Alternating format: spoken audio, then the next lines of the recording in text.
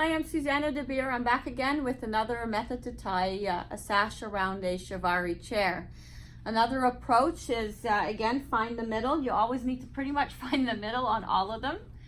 There's more than one way to really do this version. Some people do it just by sheer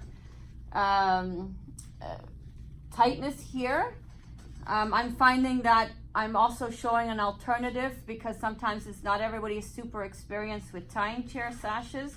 This will prevent the sash from sliding down the chair. So we're just bringing it through here. We'll bring this back up to the top. Keep it nice and tight. And we are just twisting these.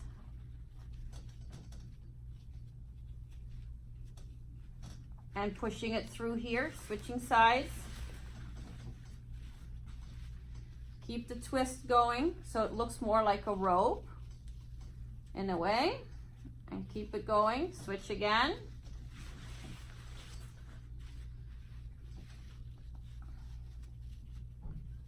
One more time, switch. Some people like to stop here or here. I like to stop here because that keeps this from sliding, okay? It doesn't slide up the post and go all loose on you. Again, here we can do a traditional bow. It'll be definitely a little shorter as to hanging here because you've used up a lot of the material. And then you can push that back up to as far as it can go. And that way it gives it a nice clean look. It won't go any lower because you've got it over this spindle. Here you can see that it goes over there. So that keeps it kind of in place and quite uniform.